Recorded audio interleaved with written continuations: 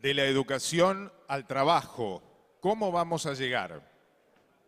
Vamos a invitar a los expositores, Santiago Bilinkis, el ministro Esteban Bullrich, Silvina Birz, Jorge La Rosa y a la moderadora Luciana Vázquez a subir al escenario.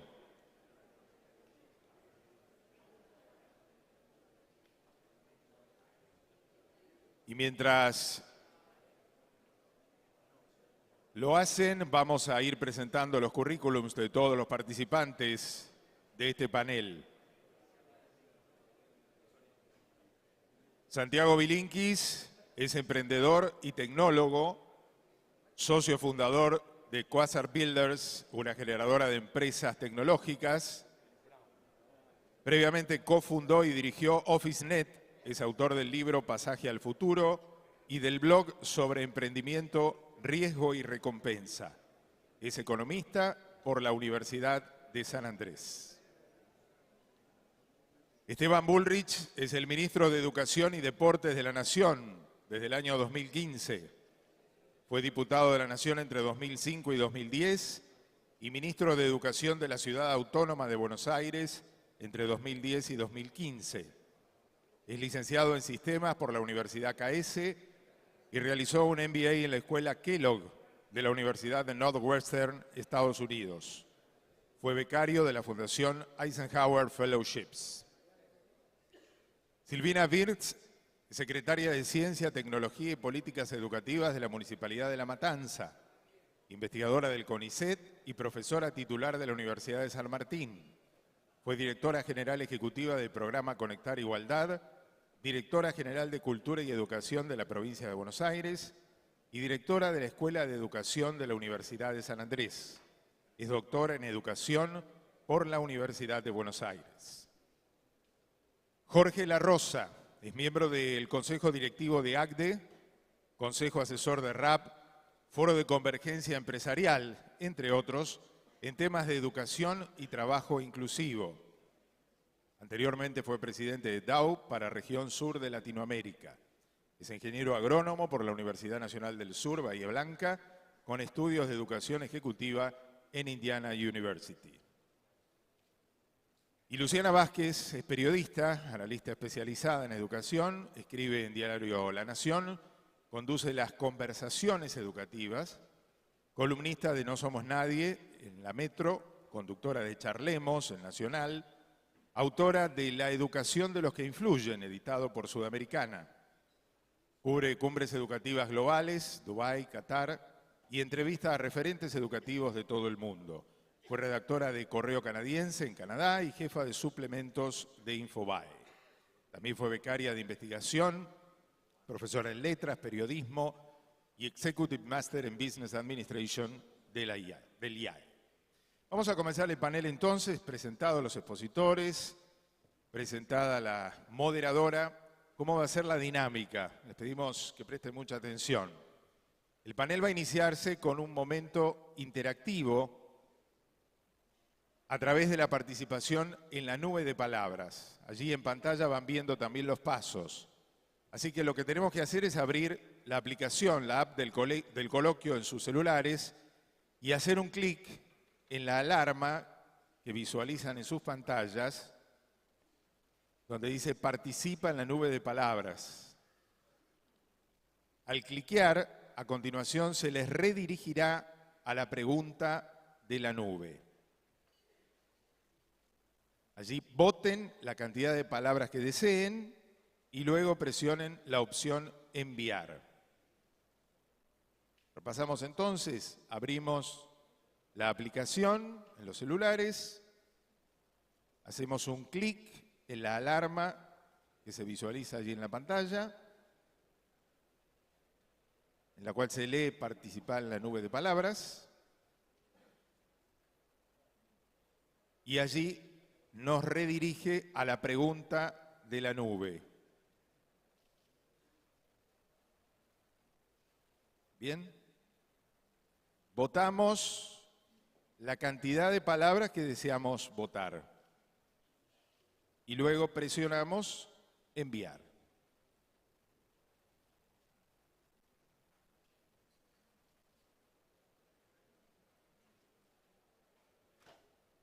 ¿Estamos? ¿Se entendió bien? ¿Estamos haciendo? ¿Cuál debería ser el rol de las empresas en la educación? Bien.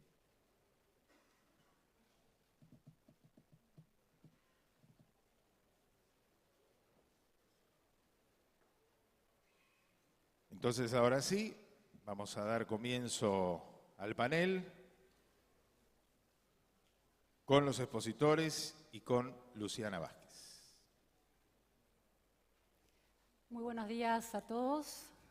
Muchísimas gracias a IDEA por esta invitación, esta oportunidad tan interesante de conversar sobre educación. Mientras ustedes votan, les quiero contar quiero dejar en el aire y rebotando en la cabeza un par de puntos sobre el sistema educativo y la relación con el mundo del trabajo, porque nuestro panel es ese puente interrumpido, aparentemente ese diálogo interrumpido entre una orilla, que es la de la educación, de los sistemas educativos, y del otro lado, el mundo del trabajo, la empleabilidad.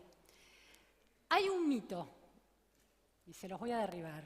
El mito es que la educación argentina antes fue mejor. Y hay un dato que sostiene y que nos fascina a la hora de sostener ese argumento, y es que, por ejemplo, citamos el caso de los premios Nobel que Argentina ha tenido, el caso de Bernardo Hussein y el caso de César Milstein. Y hay una evidencia educativa muy clara que dice que esas emergentes 2 premios Nobel en la Argentina no son representativos ni de la equidad ni de la calidad del sistema educativo. La historia es esta. Bernardo Hussein se graduó a los 13 años en 1900, no de cualquier colegio, sino del Colegio Nacional de Buenos Aires, un colegio selectivo, restrictivo, de educación pública dependiente de la Universidad de Buenos Aires.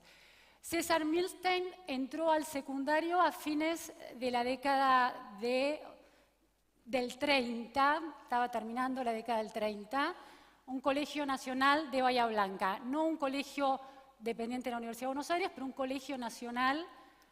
Los colegios nacionales fueron parte del proyecto mitrista de una educación secundaria para las élites gobernantes y para las altas burguesías y las burguesías administrativas del país. Era un proyecto, no era la escuela primaria de Sarmiento, la escuela secundaria fue pensada como un proyecto selectivo de la sociedad. De manera que esos 2 emergentes de ese sistema educativo no hablan tanto de lo buena que era la educación secundaria, que era para muy pocos, sino que en esas aulas se encontraban los mejores, los chicos con mayor capital cultural. La promesa de la igualdad de oportunidades a través de la educación secundaria en la Argentina no es un hecho durante muchas décadas. No tenemos pruebas de la calidad, las pruebas de calidad se toman en el mundo, son modernas, son muy actuales, hace 20, 30 años, hace 20 años existían, antes no. Pero en términos de quiénes estaban en las aulas de secundaria, estaban las clases medias para arriba y el desgranamiento de la primaria a la secundaria era altísimo. Las escuelas secundarias eran extremadamente selectivas, era un sistema de clasificación social. Eso es un dato importante porque viene una buena noticia, que la curva de la matrícula de la educación secundaria en Argentina empieza a subir, crece constantemente en la década en el siglo XX, pero empieza a subir sobre todo a partir de los años 40 y hasta los 70, por un cambio en el mercado de trabajo, por la industrialización, la sustitución de importaciones y por la expansión de la matrícula y la creación de escuelas técnicas y comerciales. Si el sistema educativo en un diálogo directo, franco y productivo con el sistema del mundo del trabajo. En el 2001, con la crisis, ese crecimiento de la matrícula se interrumpe. Pero de todas maneras, aún desde la década del 40 hasta bien entrados los 80, la escuela secundaria no fue una promesa igualadora, fue una promesa de selección de personas. Había exámenes de ingreso en los colegios nacionales y había un sistema que excluía, el abandono escolar era altísimo. Un poco para volver a pensar de dónde partimos. Y el último dato que tengo se relaciona también con una encuesta que hizo IDEA, un benchmarking en educación, que va a estar subida a la web hoy, y es de las empresas encuestadas, el 74% no desarrolla ningún programa de terminación del secundario para los empleados que no tienen título secundario.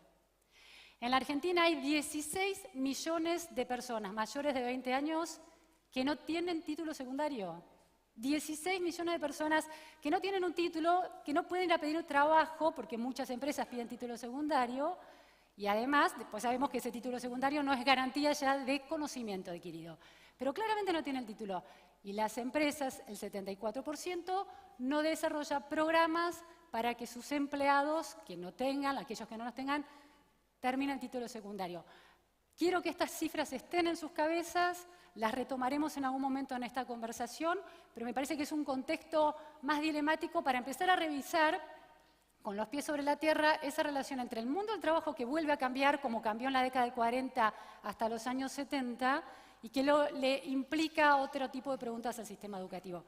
Jorge, 2014 IDEA planteó el tema educativo como una pata central del coloquio, fuiste un moderador de aquel panel y contaste en aquella oportunidad cuál era el rol de los empresarios en este dilema educativo y en esta relación con el mundo del trabajo.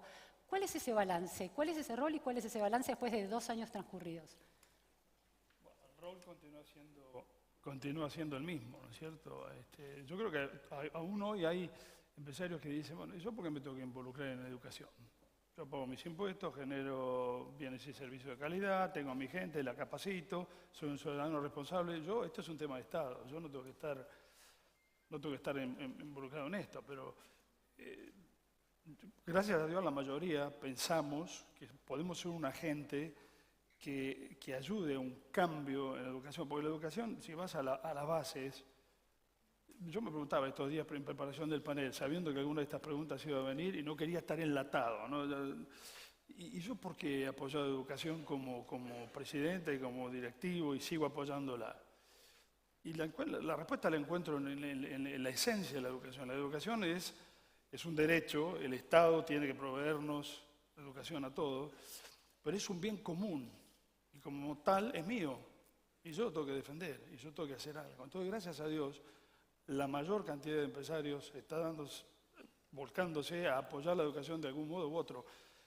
Hacemos mucho, estoy seguro que damos un recorrido acá y todo el mundo o crea escuela, o pinta, o va, o pone dinero, apoya ONGs, se hace un montón, pero estoy escuchando que algunas de las cosas no las hacemos, y la aguja sigue, como lo que estás comentando, este 74%, y la aguja sigue cayendo. Entonces, es cierto, hace 2 años yo mismo parado aquí, planteé a consideración, a través del grupo de educación del coloquio, la creación de una entidad que la llamamos Faro Educativo, muchos de ustedes recordarán esto, que articulara con política pública con el objetivo de ayudar. Realmente lo que queríamos era apoyar, ayudar, no venir de salvapatria, sino decir, bueno, aquí estamos nosotros para poner nuestro granito de arena. Y en ese sentido llamamos a los expertos más importantes que nos ayudaron a organizar esto, nos dieron, bueno, estas serían las metas, 2014, 2020, 2016, etcétera, 22. Estas serían las políticas públicas en las que nosotros pudiéramos influir y alguien tiene que administrar esto. Creemos un faro educativo que era una entidad que iba a articular en política pública. Y lo propusimos aquí. Yo mismo lo propuse, si recordarán varios de ustedes, y hubo una votación generalizada de más del 90% de ir adelante con esto. Y para muchos de ustedes probablemente no saben qué camino siguió este faro educativo, y por eso es una muy buena oportunidad de explicar hoy dónde estamos, ¿no es cierto? Porque yo quiero contarles que inmediatamente terminado el coloquio, el directorio de IDEA nos pidió al grupo de educación que presentáramos cómo sería ese faro educativo, cómo sería esa entidad. La preparamos con rol y responsabilidad de quién estaría en los distintos departamentos, consejo asesor, presupuesto, costos, gastos, en fin, una entidad nueva, y la presentamos al directorio, el directorio la aprobó. Y a punto de comenzar a ir adelante, el Foro de Convergencia Empresarial, que hoy son 72 asociaciones y cámaras, y de la cual IDEA es socio fundador, dijo, no, esto tiene que ser mucho más amplio y exceder el ámbito de IDEA, y tenemos que pasarlo a que sea mucho más impactante e involucrar a todo el mundo. Y entonces, ¿qué se hizo durante 2015? Durante 2015 convocamos nuevamente a esos expertos, adicionamos nuevos expertos, se profundizó el tema y se puso a una consulta mucho mayor, muchísimo mayor, de sindicatos, maestros, etcétera, para ver esa propuesta de articular en política pública, ¿cómo sería? Así surgió un documento que muchos de ustedes habrán leído y que han tenido acceso y que pueden tener acceso porque está en el website del Foro de Convergencia, que eran las 5 prioridades para la educación argentina. O sea que del Faro derivó en estas 5 prioridades, que era pura política pública. Pero ubíquense en el año 2015, el año pasado, un año de movimiento político, mucho interés puesto en otras cosas. Entonces, nosotros guardamos un poco esto, a pesar de que lo comunicamos y que fue, y el Foro de Convergencia se posicionó sobre esto, dijimos, vamos a esperar cómo se conforma el nuevo Ministerio de Educación de cualquier gobierno que viniera, para poder acercar esto como una ayuda de los empresarios de poder ir adelante con política pública, en estas 5 prioridades. Y ocurrió un cambio, hemos venido teniendo diálogo con el Ministerio de Educación desde entonces, desde comienzos del nuevo ciclo político, y hemos estado en una serie de planteos y de propuestas del lado empresarial de poder apoyar la educación en algunos aspectos, como por ejemplo gestión, ayudar a las direcciones de las escuelas en la gestión, con programas de gestión que son de la empresa privada, que se pueden potencialmente aplicar. Es algo que ya se viene haciendo, lo hace Córdoba Mejora en Córdoba.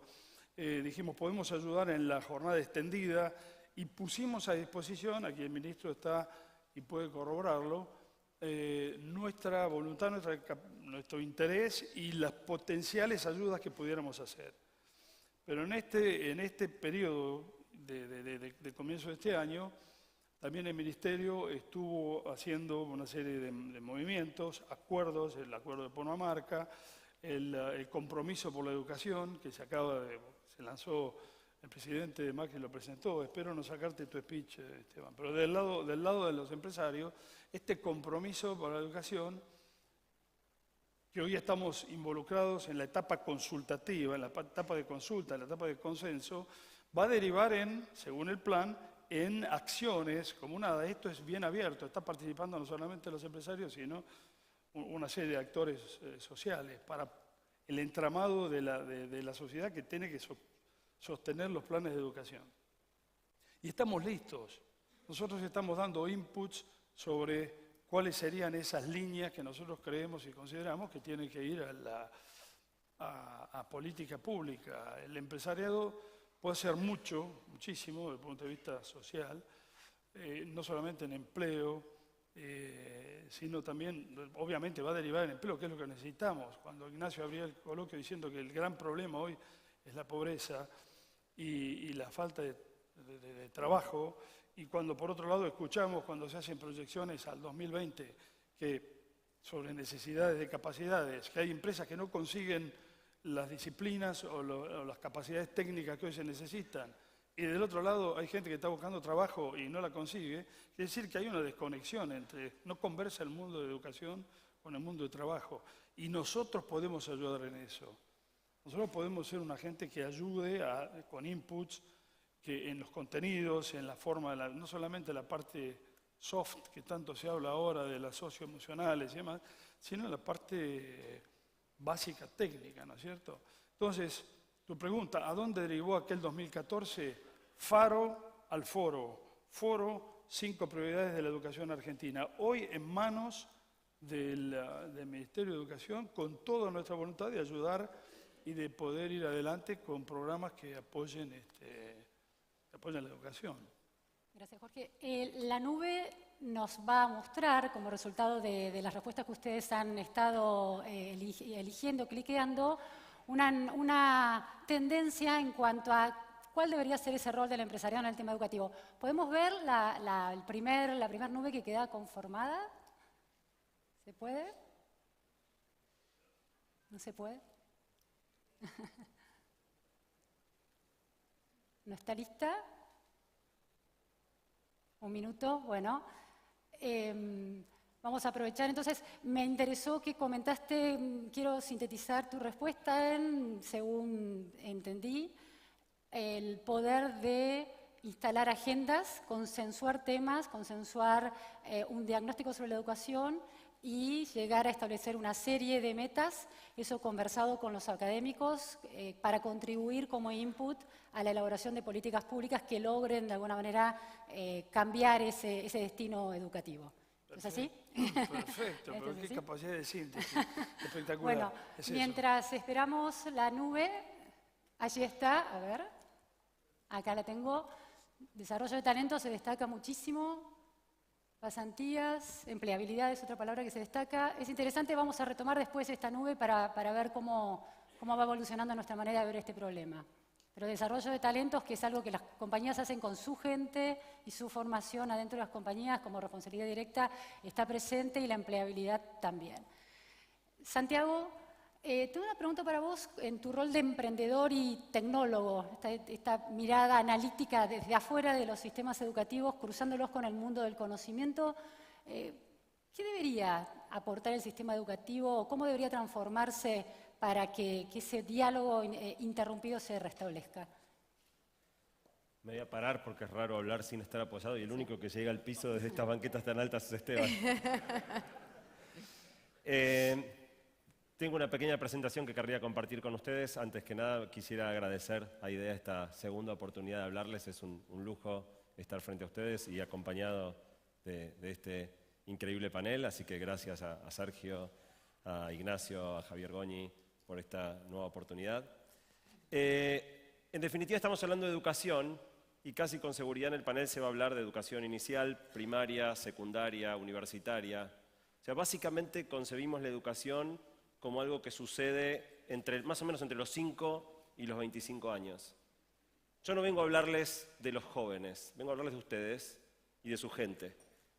En un libro muy interesante, un científico llamado Samuel Arbesman, un libro llamado La vida útil de los datos, estima que en muchas áreas hoy la duración promedio del conocimiento no llega a los 10 años. Es decir, hay muchas carreras que hoy si las estudiás, para el momento de recibirte ya casi las tendrías que empezar de nuevo para no haberte desactualizado. Les hago una pregunta. ¿Quiénes creen de ustedes que habría que enseñar computación en las escuelas, programación en las escuelas? Ok, más o menos la mitad. Esto es algo que está muy difundido actualmente y no tiene que ver con la programación en sí. No es que todos los chicos vayan a ser programadores, sino que aprender a programar desarrolla un montón de otras habilidades secundarias, capacidad de pensamiento analítico, de abstracción, y creemos que es bueno que los chicos programen para que adquieran estas habilidades, cualquiera sea la tarea a la que se dediquen después. Les pregunto a quiénes de ustedes saben programar. Probablemente 5%. Me pregunto por qué creen ustedes que los chicos necesitan esta habilidad que ustedes no buscan para sí mismos. Al final del día somos producto del mismo sistema educativo que creemos que no prepara para el mundo que viene. Los principales en problemas somos nosotros, no los chicos que están empezando a pasar por este proceso. Preparando esta charla, en definitiva, a lo que llegué es a esta impresión de que las primeras personas que estamos fuera de sintonía con el mundo que viene somos nosotros. Y conversando con varios de ustedes informalmente, desde que llegué a Mar del Plata en la tarde de ayer, me encontré con un montón de situaciones donde muchos de nosotros nos sentimos desactualizados, nos sentimos fuera de sintonía con el mundo que viene, incapaces de seguir el ritmo de cambio, muchos trabados con las funcionalidades hasta de sus teléfonos celulares. Y en definitiva, esto creo que tiene que ver con esta concepción de que la educación es algo que pasa en un momento muy temprano de la vida. Decía, preparando esta charla me encontré con un dato que me voló la cabeza. Vieron que en Estados Unidos hay estadísticas para todo, y una de las cosas que ellos han hecho es un estudio del uso del tiempo. Le pidieron a cientos de miles de personas que planillaran su vida minuto a minuto, como hacen los abogados, para después analizar en qué usa la gente el tiempo, pudiendo segmentarlo por todas las categorías demográficas que se les ocurra, pero en particular por edad. Y el dato es el siguiente: entre los 15 y los 19 años dedicamos casi 1.200 horas anuales a nuestra formación. De los 20 a los 24 ya cae a menos de la mitad, 540. De los 24 a los 34, nada más que 86. De los 34 a los 54, apuesto a que buena parte del auditorio está hoy en esa franja, 23. Después de los 54, 0. El dato a mí me resultó impresionante. Solemos idealizar cuán fácil aprendíamos cuando éramos jóvenes. Y en realidad perdemos de vista la abrumadora cantidad de horas que le poníamos al tema. Es cierto, aprender cuando éramos jóvenes era más fácil. Ahora, si ahora es más difícil, ¿no debiéramos dedicar más horas en vez de menos? Quiero compartir ahora una pequeña anécdota personal. En el mes de abril me invitaron a hablar en la Universidad de Harvard, en la Escuela de Gobierno.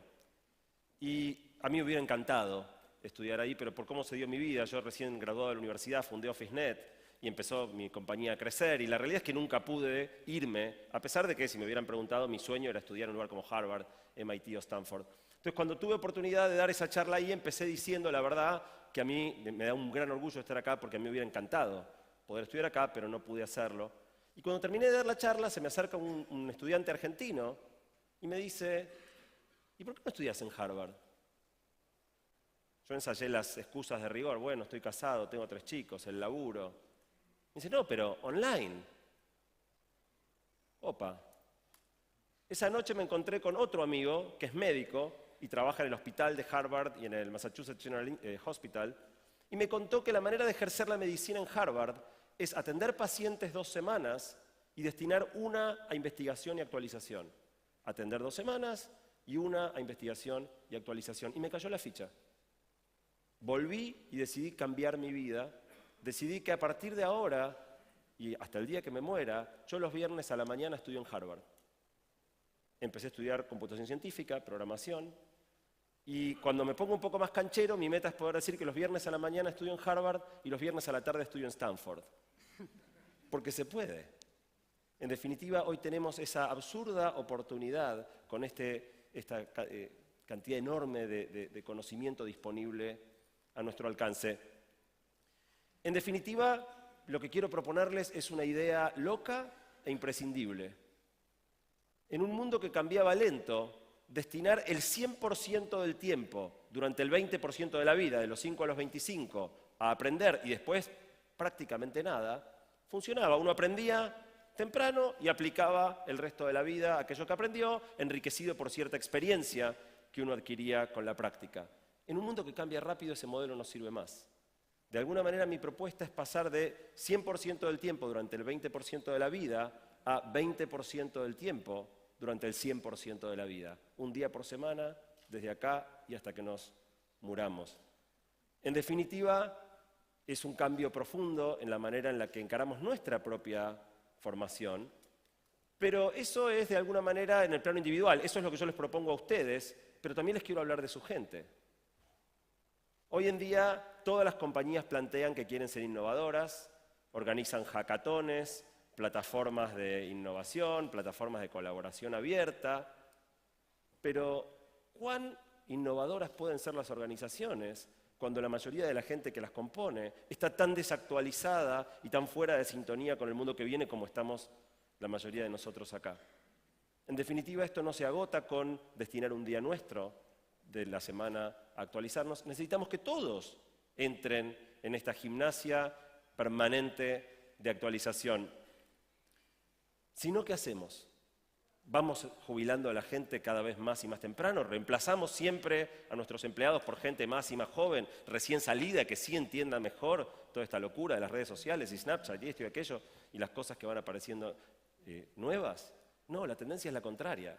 La vida es cada vez más larga. Los 50 de ahora son los 40 de antes y los 60 de ahora son los 50 de antes y va a seguir cambiando. Las personas que hoy tenemos más de 40 estamos muchísimo mejor de lo que estaba una persona de nuestra edad en la generación anterior. Cada vez vamos a poder ser productivos hasta una etapa más larga de la vida. Necesitamos poder seguir funcionando en el mundo que va cambiando y no anclarnos en el modelo anterior. Si pensamos en las más grandes universidades del país, las que más alumnos tienen, seguramente vengan a la cabeza organizaciones como la Universidad de Buenos Aires, la Universidad Nacional de Córdoba, Nacional de Rosario, del Comahue, de todas universidades grandes. Pero si pensamos a los mayores empleadores del país, con toda esa gente que también tiene una enorme necesidad de capacitación, las universidades más grandes debieran incluir a Techint, a Carrefour, a Coto, a Telefónica, a todas las compañías que tienen decenas de miles de personas trabajando con ellos. En definitiva, educar adultos es más complicado, es más difícil. El mayor problema que tenemos los adultos no es aprender, es desaprender. El mayor problema que tenemos es que cuando éramos jóvenes, todo conocimiento nuevo entraba, no solo había lugar, sino que no había, como no teníamos todavía muchos preconceptos, mucha experiencia, mucho prejuicio, no entraba en conflicto con nada. Hoy cualquier idea nueva ya de por sí choca con alguna idea previa que tenemos, y lo que nos cuesta no es incorporar lo nuevo, es soltar lo que ya sabíamos, soltar nuestras certezas anteriores. Parafraseando a John Kennedy, cuando habló del viaje a la Luna, la razón para hacer esto no es que sea fácil, es precisamente que es difícil. Es por esa razón que es imprescindible que dediquemos tiempo a nuestra actualización y a la de nuestra gente. Hoy hay una cantidad increíble de recursos, edX, Coursera y montones de otros sitios donde uno realmente hoy podemos estudiar en Harvard, MIT, Stanford, la Sorbonne, Oxford o Cambridge sin movernos de Jujuy, Arroyito o Campana. Es una oportunidad espectacular que Internet nos regala. Quiero proponerles entonces para terminar que hagan un experimento. Que elijan un grupo de personas dentro de su organización y se propongan darles 20% del tiempo destinado a su formación y midan los resultados. Midan, y si alguno quiere, comparte esa información. El año que viene puede tal vez estar acá contando qué pasó. Yo estoy convencido que aquellos profesionales que destinen 20% de su tiempo a formarse van a lograr una diferenciación absolutamente increíble en este mundo cada vez más competitivo. Pero sobre todo que aquellas empresas que destinen 20% del tiempo a formar a su gente van a ser lugares muchísimo más buscados para trabajar y lugares que produzcan resultados económicos mejores y más sostenibles a largo plazo. En definitiva, en este desafío gigante, que no le envidio ni un poquito a los especialistas de tener que reinventar por completo el sistema educativo, me gustaría poner en el mapa también las necesidades de actualización de la población adulta. Somos gran parte, te acabo de agregar 20 millones de alumnos al sistema, somos muchos que tenemos grandes necesidades de seguir estando y viviendo nuestra vida de manera plena. En definitiva, el desafío es grande, pero el premio también. En el plano social y empresarial, seguir siendo protagonistas de la construcción del mundo que viene, y en el plano individual, de alguna manera, seguir ampliando nuestros horizontes y aprendiendo, cualquiera sea la edad que tengamos. Gracias.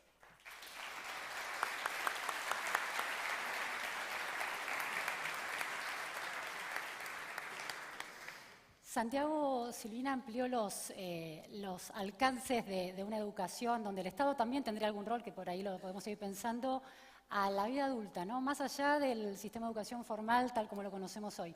¿Cómo ves vos el desafío que implica esta nueva economía del conocimiento para un sistema educativo?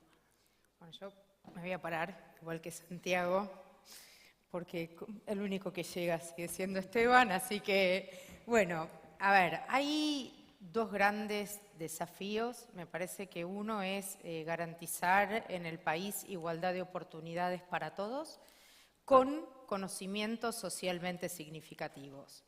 Igualdad de oportunidades hoy ya no es más garantizar el acceso a la escuela y sentar a un chico frente a un maestro, sino que igualdad de oportunidades, como dice Tomaszewski de la UNESCO, es garantizar el acceso, la permanencia, el aprendizaje y la graduación, como responsabilidad del Estado, como parte del derecho.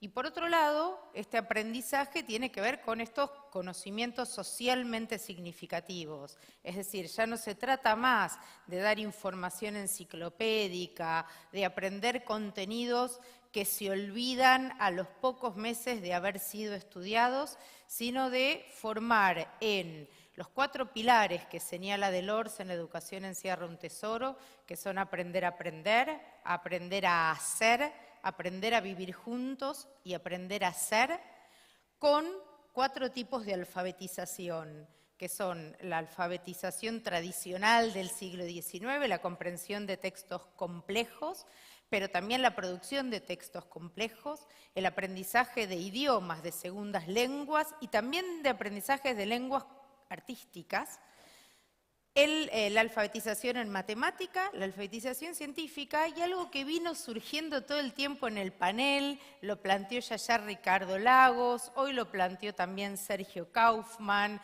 Stegman, a quienes les agradezco la invitación muchísimo, que tiene que ver con la alfabetización tecnológica y que también acaba de hablar Santiago sobre ese tema. Esto es clave de ser incluido en el sistema educativo y son claves las políticas para profundizar esto. Todo esto en el marco del desarrollo de competencias, como dice, digamos, un artículo en el Journal of Curriculum, sobre competencias para poder vivir en un mundo de incertidumbres y ambigüedades. Entonces, estos son los desafíos. La pregunta es, ¿dónde estamos hoy? ¿Y cuáles son las propuestas para poder cumplir con estos desafíos? Entonces, para medir dónde estamos hoy, nosotros tenemos que mirar 3 grandes dimensiones del sistema educativo.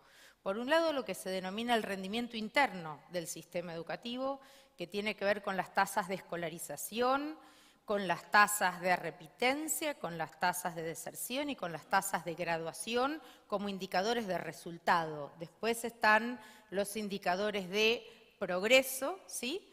Y después tenemos el rendimiento académico, los aprendizajes, y estas dimensiones se tienen que mirar juntas y en simultáneo. ¿Para qué? Porque yo puedo tener un país con 20 millones de estudiantes en edad de ir al secundario, de 12 a 17, pero en lugar de esos 20 millones tengo uno solo que va a la secundaria. Y si ese solo va a la secundaria y es buen alumno, mi tasa de graduación va a ser del 100%. Por eso, para entender si estamos en un país que garantiza la igualdad de oportunidades, la tasa de graduación la tengo que ver al lado, junto a la tasa de escolarización y, por supuesto, a los resultados de aprendizaje. Ok, entonces, algunos datos, a ver si... Bueno, no importa. No importa. A ver, algunos datos, ahí va, vuelvo para atrás. Entonces, algunos datos que me parecen interesantes de señalar. Nosotros hemos avanzado en el país y nosotros tenemos 14 años de escolaridad obligatoria. Salvo México, somos de los países que mayor tasa de escolaridad obligatoria tenemos y esto creo que es un dato muy bueno y muy auspicioso porque hoy la secundaria es obligatoria para todos y es parte de lo que es la enseñanza básica. Es difícil una sociedad del conocimiento si todos los estudiantes no terminan la secundaria. Cuando miramos los datos sobre escolarización, también vemos que hemos avanzado, hemos mejorado, digamos, la tasa de secundario. Esto está medido entre el 2007 y el 2015, un aumento del 14% en la tasa de escolarización. Hoy el secundario está más o menos en un 85%, estamos entre los 32 países de mayor tasa de escolarización, medidos según PISA, ¿sí? Lo mismo sucede en inicial entre 3 y 5 años todavía tenemos que seguir avanzando porque la tasa de escolarización está en el 72%, si bien hubo avances importantes. Sin embargo, por ejemplo, para el nivel inicial, un dato interesante es que el avance más significativo se hizo para el primer quintil de ingreso, que tuvo un aumento en su escolarización del 100%. Bueno, los otros datos no los voy a dar porque quiero ir un poquito a las propuestas, ¿sí? ¿Qué quiero señalar sobre las propuestas? Si estos son los datos, al mismo tiempo también tenemos datos que no son tan alentadores, que los conocemos todos, sobre, por ejemplo, las tasas de repitencia en secundaria, que son altas, están alrededor del 10%, la tasa de deserción interanual en secundaria, que también está en el 10%, la tasa de sobredad en secundaria, que alcanza el 32%, y la tasa de graduación, que apenas llega en secundaria al 45%. Es decir, que tenemos enormes desafíos en materia educativa, no pocos, pero siempre mirando, y obviamente los datos de aprendizaje que nos marcan que Argentina, digamos, si bien comparado con la tasa, el aumento en la tasa de escolarización, mantener los aprendizajes no es poca cosa, tenemos enormes desafíos para mejorar los aprendizajes en matemática, en lengua y en ciencias, como lo señalan los datos de PISA. No estamos bien. Realmente 1 de cada 4 chicos no comprende textos sencillos. ¿Qué políticas, entonces, para la mejora? Primero, es clave ir a la jornada completa, clave. Nosotros tenemos un promedio de horas de clase bajo respecto de cualquier país del mundo. Estamos en 776 horas de clase por año versus países que están en 900 o 1000 horas de clase. No podemos en 4 horas aprender inglés, aprender a programar, que es una disciplina clave. No se puede hacer. Entonces, ampliar la jornada escolar es clave. Segundo punto, la entrega de libros, de las herramientas didácticas necesarias para cada chico. Nosotros este año en Matanza hicimos una entrega de libros a cada chico de lengua, de matemática, de ciencias naturales, de ciencias sociales y de inglés. Pero además la característica fue que los libros los eligieron los inspectores de Matanza y que me parece que también es muy interesante que se entregaron los libros de inglés, que esto fue muy, muy valorado. Un tercer punto, y esto hay que hacerlo a nivel país, avanzar y profundizar las políticas de alfabetización tecnológica, me parece clave, y por último, digamos, trabajar con algo que recién mencionó Santiago y que la jornada extendida permitiría, trabajar en lo que es la actualización y la profundización del trabajo con los docentes, las capacitaciones y el trabajo con los docentes, porque no hay posibilidad de inclusión de herramientas tecnológicas si no se trabaja junto a los docentes en la gestión del cambio. En definitiva, uno diría, bueno, esto es muy básico, sí, pero es el punto de partida para que la educación y el sistema educativo pueda ir 4 o 5 pasos adelante del mercado de trabajo, que eso es lo que necesita el siglo XXI. Muchas gracias.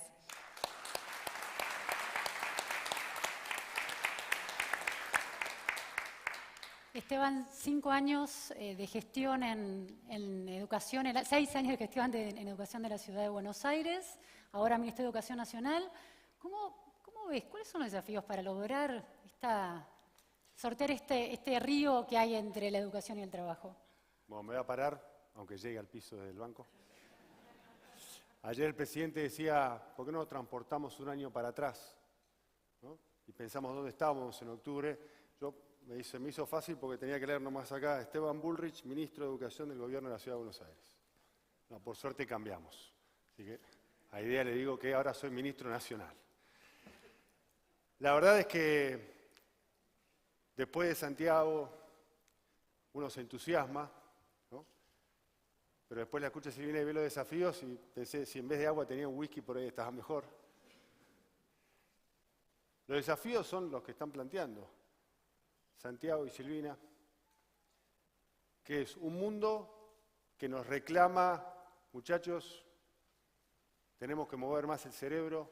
Lo que vale hoy es la capacidad de nuestro cerebro de transformar nuestra realidad, de resolver los problemas y los desafíos que enfrentamos, y un sistema educativo, que es el que describía en grandes rasgos, obviamente, en nuestro tiempo que tenemos Silvina, que está preparado para otra cosa. El sistema educativo argentino, no voy a entrar en una discusión con Luciana, pero no es un mito que era un sistema admirado en el mundo. Lo que pasa es que era admirado para esa época. Si creemos que lo de 1800 sirve en el 2000, ahí tenemos el error. Lo que no tenemos que es dormirnos en la leyenda del sistema educativo argentino. Hay que cambiarlo. No sirve más. No sirve más. Está diseñado para hacer chorizos.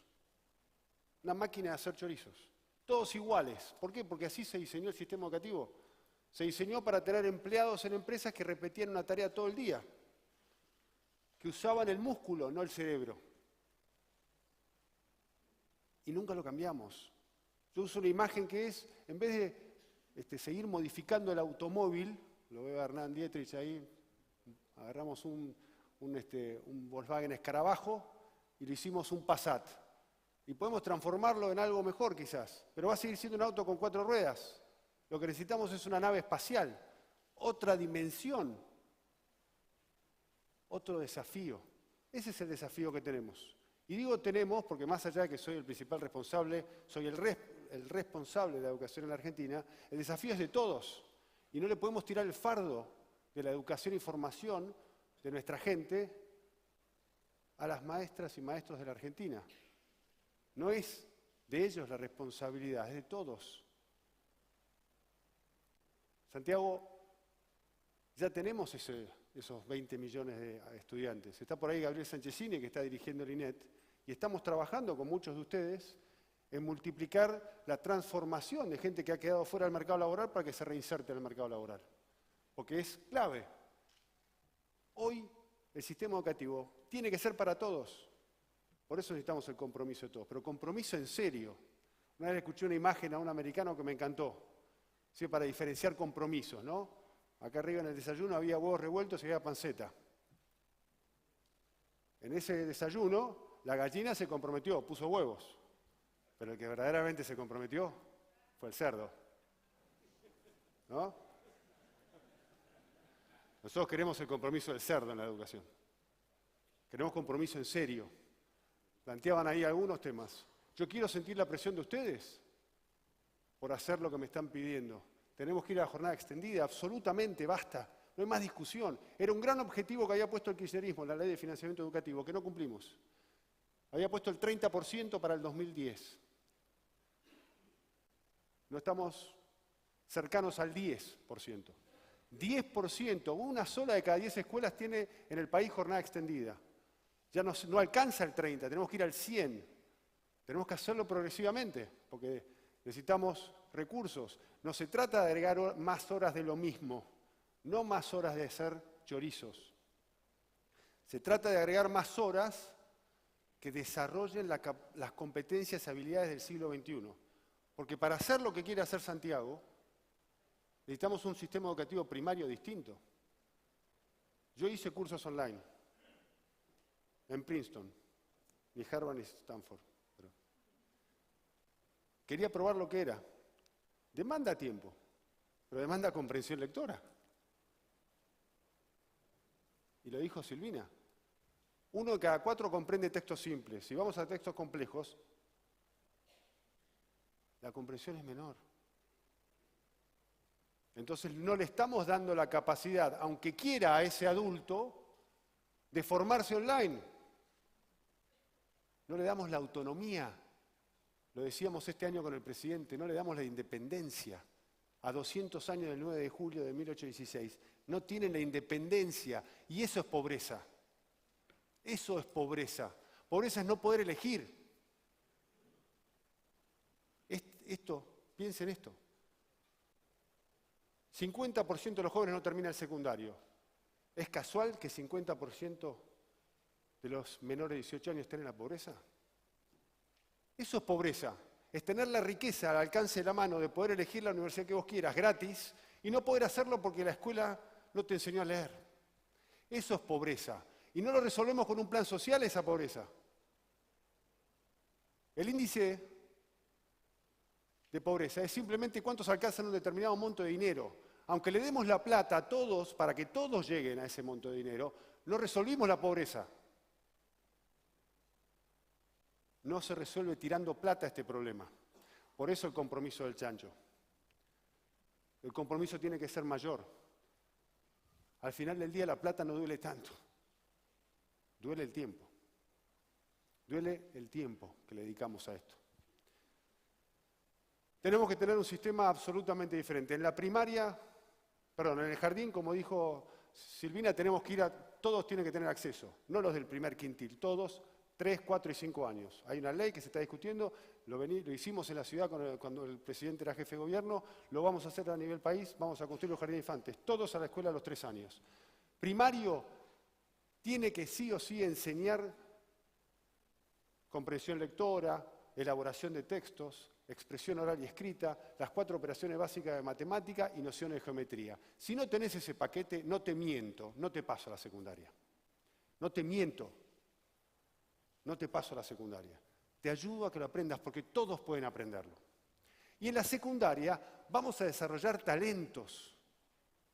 No queremos una secundaria con una cantidad limitada de orientaciones. Queremos que cada secundaria tenga vida propia. Y en eso ustedes tienen muchísimo que aportar. Ustedes tienen que acercarse a las secundarias a ofrecer una visión de futuro, un puente al futuro. Que la secundaria vea en la región donde ustedes están trabajando, sus empresas están trabajando, hacia dónde quieren ustedes que vaya. No van a ir todos, porque como vamos a desarrollar todos los talentos en la secundaria, va a haber artistas. Va a haber cantantes.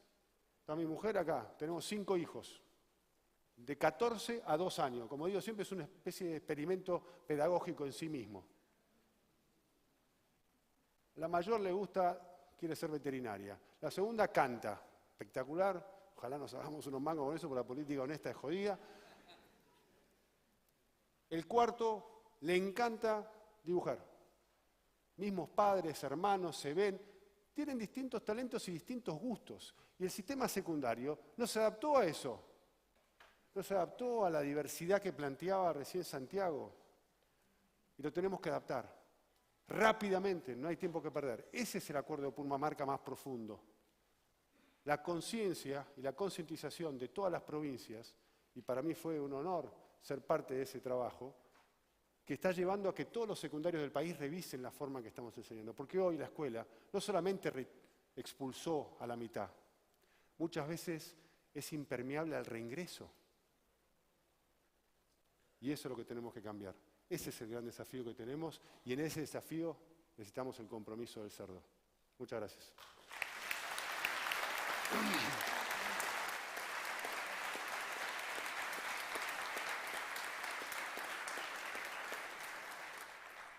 Jorge, tengo una pregunta para plantearte, retomando un poco el rol del empresariado en el tema educativo y la vinculación con el mundo del trabajo. En 2014 se insistió mucho con las experiencias de otros países y qué estaban haciendo y qué rol jugaba la sociedad civil. Uno de los ejemplos más claros que se instaló fue el de Mexicanos Primero, en México, un grupo de empresarios muy impulsado por la familia Azcárraga, dueña de Televisa, que instaló una relación con el sistema educativo muy aceitada y de alguna manera se convirtió en el constructor de la agenda educativa de Peña Nieto. Ahora, hay malas noticias que llegan desde México. Peña Nieto está hoy con 22% de popularidad, la popularidad más baja de un presidente mexicano desde el año 2001, cuando se empezó a medir eso.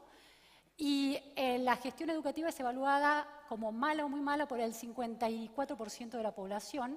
Y una de las variables que se señala es el recalentamiento del conflicto educativo a partir de un sesgo en la agenda de Peña Nieto muy influido por el empresariado, que desconoció a otros actores sociales, parte del mundo académico, parte de los docentes en ejercicio. Hubo fuertes tensiones con piquetes, víctimas en las calles mexicanas. Entonces, y por un lado vos planteabas una especie de letargo en el que quedó la iniciativa que tuvieron ustedes en el medio del contexto político de las elecciones. Es decir, que el poder de establecer agendas ha generado una conflictividad muy alta en el caso de México o ha sido difícil de llevar a la práctica en el caso de Argentina con los cambios de contexto político. Entonces yo me pregunto si no hay algún otro rol para el empresariado posible que no sea el del constructor de un lobby para instalar temas educativos y agendas educativas, que esté más vinculado con una función genuina y per se del empresariado, que es la creación de empleo. Y te doy este dato. Hay una fórmula que es 80-20. El efecto cuna, es decir, la calidad del hogar del que viene un chico, determina en un 80% su éxito educativo. La escuela puede aportar un 20%, pero si mis padres no tienen empleo, si soy un niní, si no veo lógicas de aceptación, de compromisos con el mundo del trabajo, con la escuela, es difícil que yo pueda atravesar exitosamente. Si fuera la generación de empleo genuino, formal, el verdadero aporte del empresariado de la educación, si no tuvieran que sortear esos muros de la empresa y todo se redujera a hacer muy bien, muy productivamente el trabajo de ustedes? A ver, ¿dónde me pusiste? Primero mexicano, primero hacer una breve referencia. Sí. Sí lo estudiamos. Creo que es una sociedad, una asociación civil muy combativa, muy de frente, ha ido en contra del gobierno con juicios. La sindicalista más importante está presa por corrupción. O sea, digamos, nosotros no estamos proponiendo un acercamiento del lado empresarial en ese foro. No lo ha acompañado mucho, sé que tiene mucho inconveniente. Creo que están recortando los planes de educación para el año que viene y hay una cierta turbulencia en México, pero como no soy especialista, me salgo y me voy a donde me bajaste. Creo que la función más importante, principal de nosotros, dirigentes de empresa, empresarios, es la generación de empleo, además de productos y servicios de calidad y tener un rol social. Además, es la generación genuina de empleo hoy, ¿no es cierto? Pero empleo, cuando dice empleo, pone el foco sobre el Ministerio de Trabajo, ¿no es cierto? Pero no es privativo de trabajo. Esto tiene que ver con una macroeconomía, tiene que ver con... Estoy elaborando la respuesta a medida que me estás preguntando, pero yo creo que tiene que ver con un desarrollo económico que permita que las empresas crezcan, inviertan, generen más empleo. Más. Entonces hay un marco contemplativo, digamos, o un marco contenedor de lo que va a ser la generación de empleo. Tiene que ver también con, obviamente, educación. Y que salgan del sistema educativo personas que estén adaptadas ya a lo que es el mundo laboral. Tiene que ver también con la parte social y la parte de contención de personas que hoy no pueden incorporarse ni al estudio ni al trabajo porque están excluidas. Y bueno, tiene que ver un poco con todos estos aspectos y nosotros como generadores de empleo, sí, claro que es ahí. Ahí es donde está el gran cambio. Pero entonces estamos tratando de decir, bueno, si lo que vamos a hacer absorbedores, por así decir la palabra, o vamos a absorber esa masa que necesitamos cuando vamos a crecer y demás, tiene que estar preparada para que se adapte a nuestras necesidades, ¿no es cierto? Hoy se ha hecho una cifra de Ignacio Stegman muy interesante en los medios hoy, decía que en los últimos 5 años no se ha creado empleo privado formal de calidad. Es decir, ahí sería el lugar para intervenir y que afecta al sistema educativo. Y el empleo que se ha creado es empleo informal, sobre todo en la gente joven, que es la que está más golpeada. Hoy el desempleo juvenil es 3 a 4 veces mayor que el empleo adulto. Hoy la informalidad en los jóvenes es el doble de lo que es el empleo adulto también. Y hay algo, nosotros hablamos de empresas, los grandes generadores hoy de trabajo son las pymes, no son las grandes empresas, digamos. El 70% de los puestos de trabajo vienen de las pymes. Entonces hay que apoyar a ese sector, hay que apoyar al sector pyme para ver también qué necesita, hay que ayudarlos en la formalización, hay que ayudarlos en el empleo genuino y sano, porque hoy hay una ley pymes y por supuesto que está, yo lo veo más por el lado fiscal, por el lado de crédito, por el lado de la estructura, pero nada dice qué es lo que están tomando, qué es lo que están necesitando para generar el empleo, ¿no es cierto? Esteban, viendo que es importante que las familias tengan empleo, hay otro dilema en esta economía del conocimiento que se planteó en el panel anterior y que de alguna manera está sobrevolando todo el coloquio, que es la idea del aumento de la productividad a través de la robotización. Por un lado, el empleo es importante para que esos hogares estén más consolidados y los chicos atraviesan la escuela mejor, pero al mismo tiempo la Argentina de las pymes tiene empleos de calificación media y baja y se supone que si la robotización finalmente llega a la Argentina se va a perder 60% de fuentes de trabajo. Entonces, digo, la robotización genera desempleo. Es casi una pregunta peronista, retomando lo que planteaba el presidente Macri ayer, ¿no? La productividad es el norte, pero la productividad genera desempleo de las capas medias formadas con calificaciones medias y concentración en las capas muy formadas, es decir, aumenta la falta de equidad educativa. ¿Están pensando en eso desde el Ministerio? Primero, mi abuelita me retaría del cielo, porque no mostré educación como ministro, así que a Sergio, a Ignacio, muchas gracias por la invitación y por el panel de educación. Me parece maravilloso que estemos debatiendo esto a todo el coloquio, pero ellos personalizando eso. por supuesto que hay que pensarlo y es el gran desafío que es lo que plantea Santiago. Nosotros tenemos que adaptar el sistema, no hay tiempo que perder, realmente no hay tiempo que perder. Como decía ayer el presidente, gradualmente la Argentina se va a reinsertar en el mundo y se va a generar esta automatización de mucho la tarea manual. Por eso es tan importante el desarrollo de los cerebros. Ayer la expresidenta habló de la fuga de cerebros. A mí me preocupa la generación de nuevos cerebros.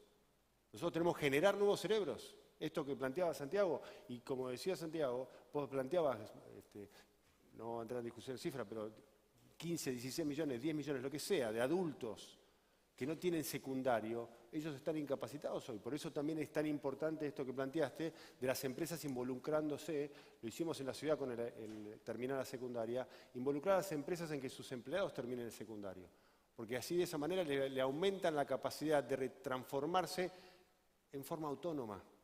Tenemos que entre todos trabajar esta mirada, porque las empresas también, había un estudio, el otro día lo hablamos, creo que era con Jorge, que hablábamos de un estudio nuevo que salió de la vida, con Ignacio, de la vida promedio de las grandes empresas, también se está acortando. Entonces todos tenemos que trabajar. Por eso me parece que es un desafío muy amplio. Cuando el presidente convocó en julio al gran compromiso educativo de todos, tiene esto en la cabeza. Nosotros entre todos trabajamos, tenemos que trabajar, porque además, y esto lo digo con mucho optimismo, si lo hacemos vamos a ser de los pocos países en el mundo que sistémicamente encaró este problema. En el mundo hoy, el debate sigue siendo el automóvil, no la nave espacial. Hay 5 o 6 países que han saltado a la nave espacial, pero el resto están atrapados en el automóvil. Entonces, si podemos ser capaces, que es el desafío que nos plantea el presidente, de hacerlo juntos, vamos a haber dado un salto realmente que va a generar un nuevo mito. Silvina, se está planteando la idea de, bueno, hay un sistema educativo que debe trabajar en conjunto con ese mundo productivo y también la idea de que el sistema educativo, además de enseñar lo que debería enseñar desde siempre o generar lo que debería construir desde siempre, son las capacidades cognitivas, claves de comunicación y de pensamiento crítico matemático, también respete la diversidad de gustos, ¿no? La diversidad de inclinaciones y de personalidades que planteaba Esteban en relación a sus hijos. Ahora, ahí hay también un dilema, ¿no? Porque unas masas poblacionales que viven en la pobreza, con realidades de privación cultural muy alta. Se dio hace unos meses en Mar del Plata, en Sierra de los Padres, el caso de la chica de las frutillas, que circuló viralmente por las redes y causó mucha emoción. Una chica de 14 años que tenía que dar una materia, dar un examen que le iba a permitir pasar de año o no. Geografía. La profesora le dice, bueno, desarrolla X tema, no sé nada de ese tema. ¿Qué tema te acordás que diste? No me acuerdo de ninguno, no sé ninguno. ¿Por qué no? Bueno, porque no tenía los libros. La chica, según el director de la escuela, se esforzaba mucho, no faltaba clase. ¿De qué sabes? Bueno, yo trabajo con mi familia recogiendo frutillas.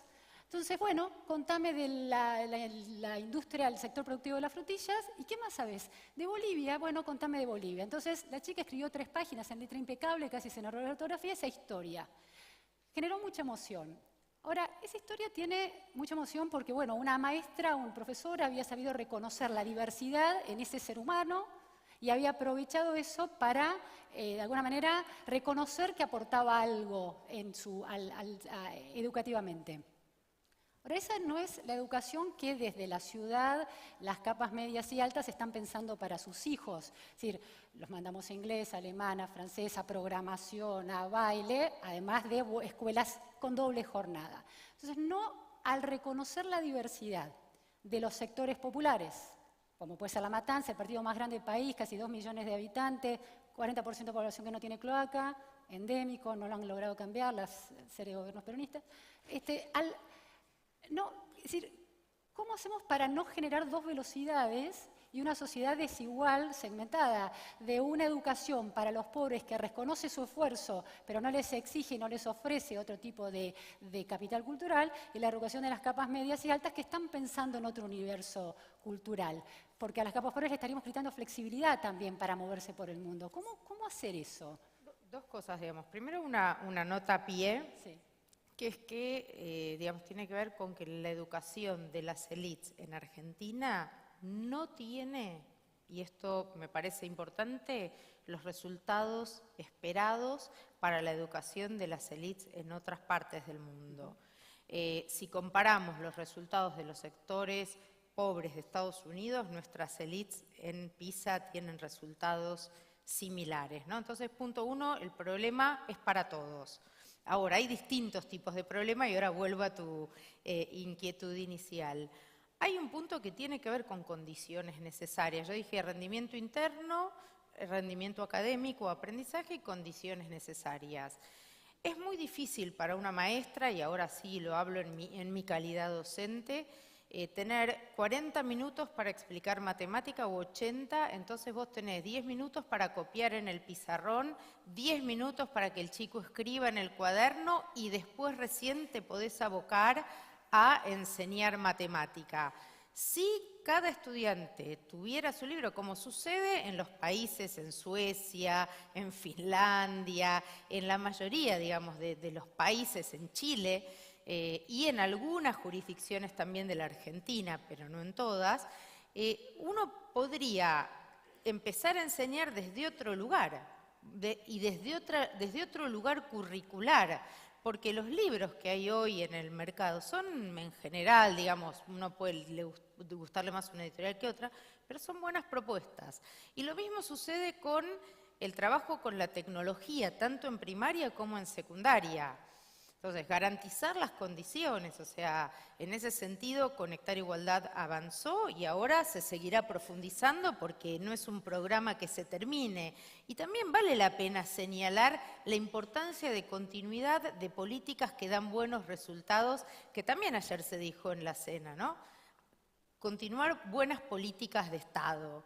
Entonces, me parece que si nosotros no garantizamos eso, como no garantizamos una mayor cantidad de horas de clase, es muy difícil avanzar. Y un punto respecto del sector público y privado que me parece interesante.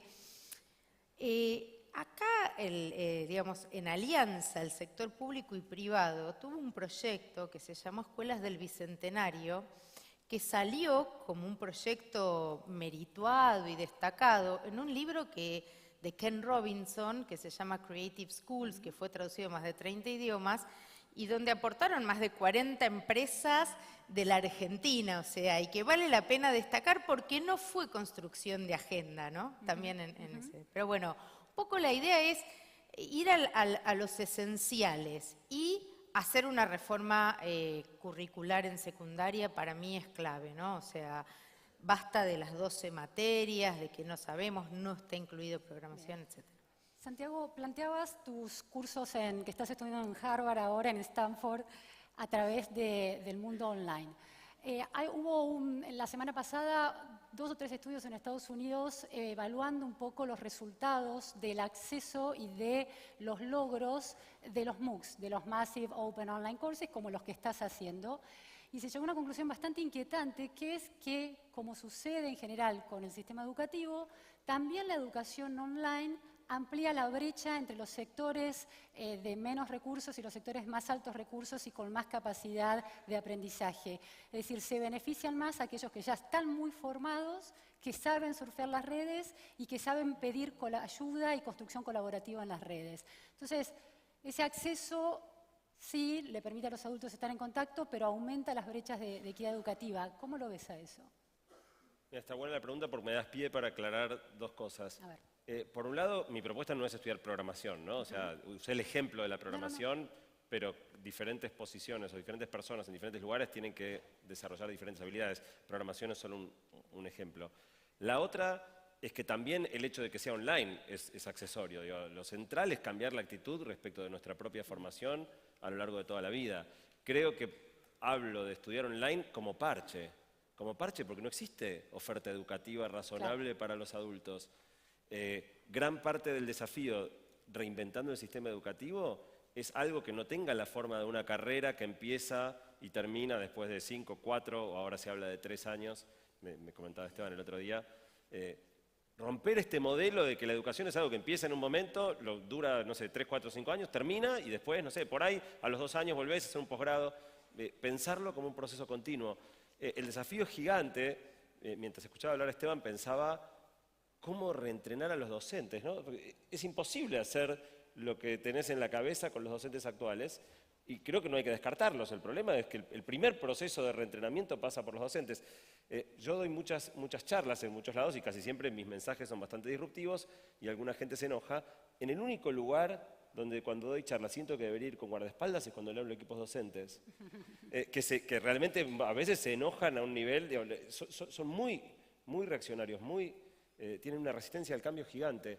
Ahora, tenemos que recuperarlos y tenemos yo creo que el lugar que hay para el docente en la educación del futuro es mucho más estimulante y lindo que el actual, pero hay que animarse a soltar el modelo actual.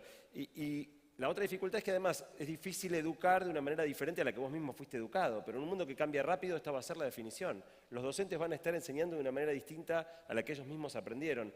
Creo que es un desafío gigantesco, pero la tecnología siempre tiene dos fuerzas contrapuestas.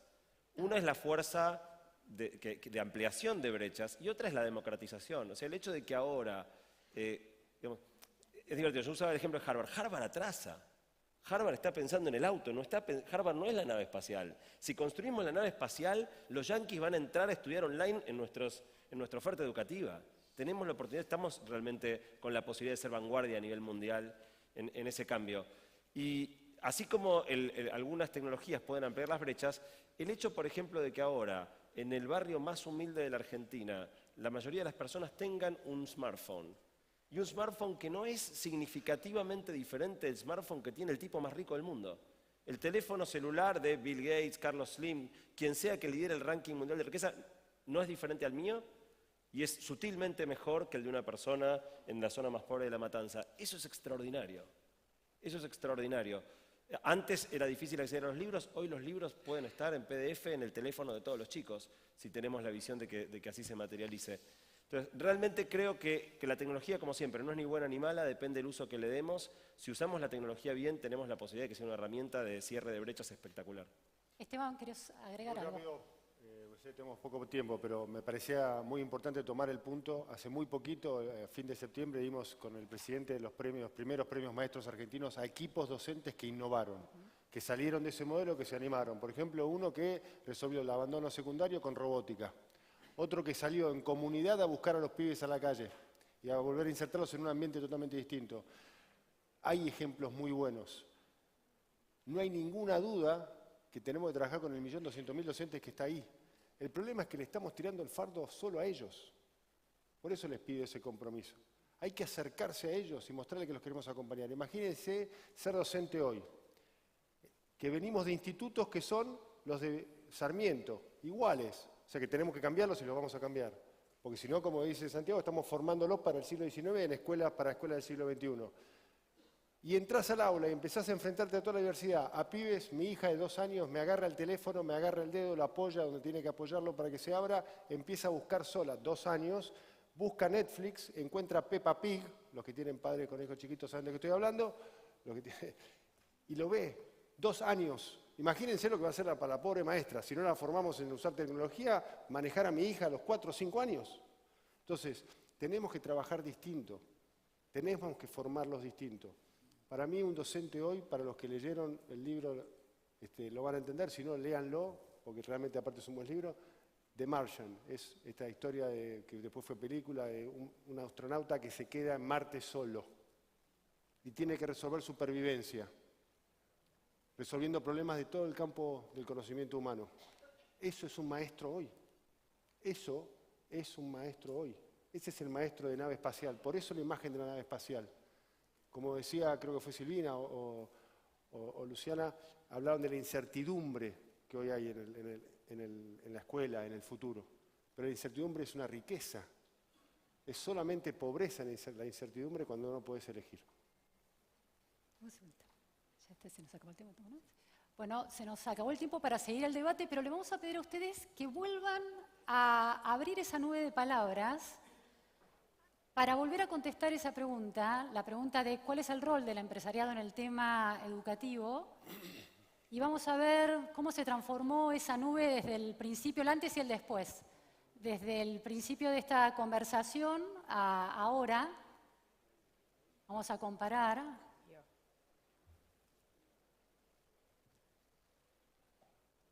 Están cliqueando, están eligiendo las opciones, hay 17 opciones, pueden usar las 17, no va a ser muy selectivo, de una a más, las que quieran.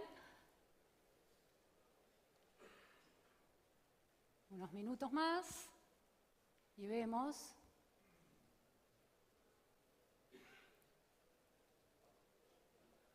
¿Podemos comparar las dos nubes? ¿Podemos ver las dos pantallas? A ver allá.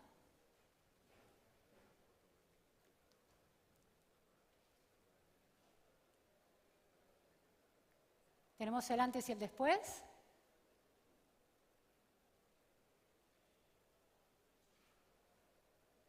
Desarrollo de talentos, empleabilidad.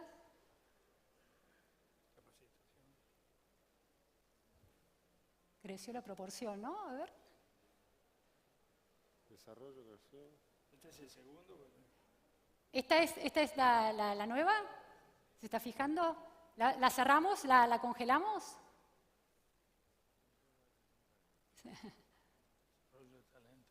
Capacitación se acentuó. Es interesante, la propuesta de Santiago tenía mucho que ver con la intervención de las organizaciones en esa capacitación de la gente, ¿no? Creció el desarrollo de talentos. Responsabilidad social empresaria se achicó. Lo que queríamos ver era si había alguna variación de la percepción del tema de ese involucramiento, el modo en que los empresarios tienen que aportar a la educación. El modo más tradicional que se suele pensar es la responsabilidad social empresaria, el impacto en una escuela, en un grupo de escuelas, en un grupo de alumnos, que tiene el problema de que no tiene escala. Entonces, lo que hemos estado intentando pensar con Jorge y de alguna manera también con el panel de educación del coloquio es si el involucramiento del empresario tenía que ver con otras cosas, con el input de información al sistema y con la capacitación para la empleabilidad de sus propios empleados, de sus propios recursos. Y algo de eso se está destacando. Desarrollo de talento. Sí, desarrollo de talentos ha crecido, capacitación también y empleabilidad también. La encuesta del benchmarking es muy interesante porque dice que los empleadores, los empresarios que contestan, las empresas que contestan, no hacen estadísticas en relación a los recursos humanos que han buscado. No procesan información que le puedan devolver al sistema educativo para mostrar las tendencias de sus necesidades de recursos humanos. Bueno, esto ha sido todo hoy en el panel educativo. Muchísimas gracias a todos. Gracias. Muchísimas gracias. Muchas gracias a todos los